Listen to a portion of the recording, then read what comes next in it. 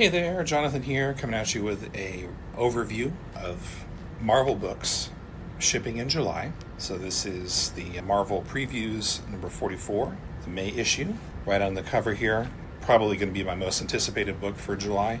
They're doing Fantastic Four number 1 with Ryan North, which is good, keep him going, and Humberto Ramos, who I believe has done some Fantastic Four work before, maybe just the covers. In any case, this art that we have on the front here looks fantastic. Pun intended. And actually in the back cover, we have another number 1, Captain America number 1, from Chip Zdarsky. So that could be interesting. But definitely Fantastic Four for me. I think I can already tell you right now, my highlight for Marvel in July is going to be Fantastic Four number 1. Let's go. Of course, I'm sure there's a nice little tie-in with the Fantastic Four movie. All right, so let's look at the inside cover. We got Godzilla Destroys the Marvel Universe. I'll probably look at that one. What's the main event? Fantastic Four number 1. Here's the pitch. The Fantastic Four return with a new issue 1 kicking off a whole new volume of their adventures through time, space, science, and the human condition. When the Fantastic Four take on Doom, things go well until they suddenly go catastrophically wrong, and they're sent to 4 different eras in Earth's history, alone and isolated in wildly different time periods. Reed, Johnny, Ben, and Sue all have to fight to survive. That sounds cool. Good start, I think. Again, Ryan North has been really solid writing Fantastic Four, so excited to see him continue. And then Humberto, one of my favorite artists, actually. So very well. We got some interior art here. Very cool. They're fighting Dune. One thing I like about Humberto is he's not afraid to use blacks, heavy on the shadows and stuff like that, which makes for much more dynamic art, in my opinion. So I definitely appreciate that. Like this great image here of Doctor Doom. He's kind of hunched over. He's been defeated by the Fantastic Four, allegedly. And you see those just nice, just heavy blacks used in the shadows and everything. Just gives him a much more dramatic look. Awesome. All right, so we have a direct movie tie-in. Fantastic Four First Steps number 1, written by Matt Fraction. Let's see here. So it's hard to say if this is a direct movie tie-in or if this is a supplement. Let's see, adaptations. I don't usually like reading adaptations for the most part. I like supplements. So if this is like a supplemental story, like backstory to the movie, then I'm down. But otherwise, I'll probably skip it. Captain America number 1. It says here, a new era for Captain America begins here. While Captain America slumbered in ice, the world changed, for better and for worse. Steve Rogers awakens to a reality where battles are fought in the shadows through secrets and subterfuge, and villains aren't so easy to identify. When a dictator named Victor Von Doom conquers Latveria, Steve faces a critical decision: adapt to a new kind of warfare or forge his own path. And what will the choice he makes in the past mean for his future? So this is the untold tale of Captain America's first encounter with Dr. So it's not... Okay, so if I get this right, this Captain America, which I'm assuming is ongoing, is starting off with really a kind of a background story, kind of a prequel story, if you will. So that's kind of cool. It's different. Look at interior art. Looks solid. Can't complain. Yeah, very cool. And then we have Godzilla Destroys the Marvel Universe. It says the world hangs in the balance. And then it has some buzzwords, whatever. I don't think there's really need for me to read this. I mean, it's basically what it sounds like. Excuse me. So I'll probably get it. It's Godzilla. What are you going to do? I haven't been getting the one-shots like Godzilla versus this. Well, I might get Godzilla versus Thor. I did get Godzilla versus Fantastic Four, which actually was really good. Most of those one-shots I'll probably just read on digital eventually. But Godzilla versus Thor, that is just very cool covers, actually. So that would be fun. And then we have the giant size redos, I guess. So they're doing giant size House of M, giant size X-Men, which start the month before in June. I'm assuming these are limited series. Bring on the bad guys. We got some Spider-Man villains, Green Goblin, Abomination. So these are one-shots. Okay.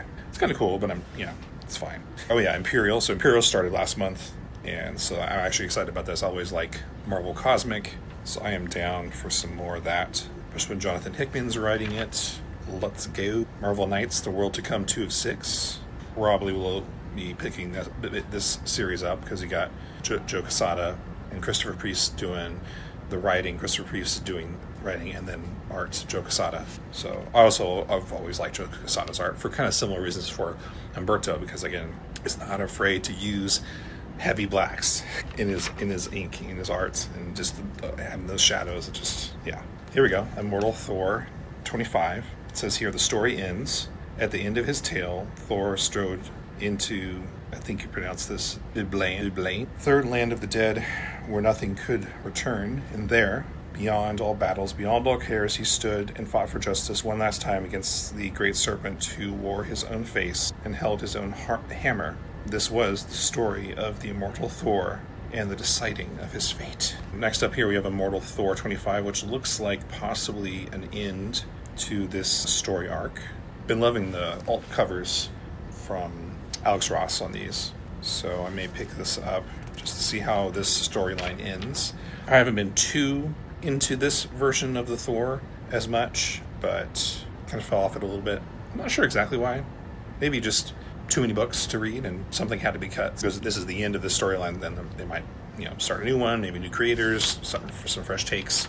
It's always fun. And you never thought it'd come back. But we got the Marvel Swimsuit Special. Did this in the 90s, and then it became not cool to do these kinds of things, and apparently it's now okay again. I don't know. It's silly. All right, so next up we have something else to highlight is Spider-Man versus the Sinister 16. Peter Parker was just trying to have a nice night out. Wouldn't you know it, the Parker look has filled his evening with an assortment of some of the Marvel Universe's most vile villains. That's funny. Okay, so this is Straczynski's pairings of different characters. We got New Thunderbolts number 2, probably a bit of a tie-in with the movie, which is looking really good. We got Emma Frost, the White Queen, which I think is a story from the past. Spider-Girl, number 2. Lady Bullseye is featured here. Death of the Silver Surfer, 2 of 5. So if you're a surfer fan, that's probably something to look out for. We got One World Under Doom. It says number 6 is an issue so big and so shocking you gotta wait till August.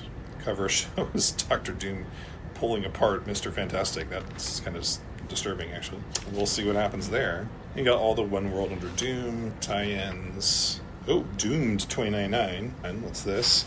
The world is Doom's, but does that include the world that is yet to be? A coalition from the future, including Old Man Logan, Rachel Summers, Phoenix, Bishop, Cosmic Ghost Rider, the Maestro, and Deathlock say otherwise. But will the arrival of Doom 2099 change the odds for the new Sorcerer Supreme? Is he there to back his past self or destroy him forever? So that's kind of interesting. Now we're getting into the X books. I'm not mentioning them all because there's so many. So we got Uncanny X-Men, we got Wolverine Kitty Pryde 4 or 5. Just picked up the first issue yesterday, so looking forward to reading that. X-Men 19 features Doug Ramsey, the heir to Apocalypse, known as Revelation. That could be interesting. Phoenix is going up against Cable, it looks like, in Phoenix 13. What if Goofy became Spider-Man? Then we got It's Jeff Infinity Paws number 1, and then Jeff the Landshark 2 of 5. So your Jeff fans are eating good in July. It's something called Marvel Zero number 1. Marvel Zero number 1, that makes sense. Oh, okay, so I understand where the zero comes from. The pitch, it's collecting the Free Comic Book Day 2025 books, which they started doing last year, which is a little weird, in my opinion. They're free books and now you're charging us money for them. That seems kind of silly, but that's just me. We got Fantastic Four Fanfare, celebration of the storied history of Marvel's first family. It's like probably just one-off stories. That'd be cool. All right, we got some Gwenpool. We got some Spider-Man and Wolverine. Here we go. We got the Ultimate books. Oh, yeah, Ultimate Spider-Man Incursion. So Miles is back in the Ultimate Universe, but I'm sure things are not as he thought they would be. Ultimate Spider-Man's coming in. The Ultimates. So we got Ultimate Scarlet Witch and Quicksilver. Hopefully it won't be a repeat of the last iteration of these characters in the Ultimate Universe. If you know, you know. We got Amazing Spider-Man 7 and 8. First issue of that reboot was nice, so we'll see how that goes. So they're continuing to do 2 a month. Tough pace. Hopefully they got a lot of done already so they can put it all out. And just various other Spider books. West Coast Avengers. And we got our Wolverine and Deadpool stuff. Got some Moon Knight, some Daredevil, Incredible Hulk. Is that it? Let's see. Oh, they've got our licensed stuff. It's Predator versus Spider-Man, Legacy of Vader, Star Wars Jedi Knights. We got Star Wars The High Republic, the finale, number 1. It's the end of the beginning. I have liked the High Republic storylines that I've read. Star Wars number 3. So if I'm remembering right, I think this is picking up after Return of the Jedi, which I think is right, which is cool. I'm looking forward to that. All right, that about does it for Marvel. And then, of course, you have their collected editions and whatnot in the back. So definitely a standout for me is going to be Fantastic Four #1. It's going to be my #1 anticipated book for July. I like the premise, going back to previous timeline with him, and again telling, that I think that period of time when Captain America first woke up is very interesting, and so I think that whole man out of time thing. So I think that'll be a good story. Godzilla destroys Marvel Universe, looks fun. I have hopes for Marvel Knights, Imperial, and there's just some other the Miles Morales incursion for Ultimate Universe is going to be interesting too. All in all, Marvel's doing pretty good in July. A lot of things to look forward to, but again, Fantastic Four #1 is going to be up there for me as far as anticipated for July. But we'd like to hear from you, so you can check us out on our website, comictalkcafe.com, or social media as well. Just search up Comic Talk Cafe. You should find us. With that being said, I've been Jonathan, and you've been listening to Comic Talk Cafe.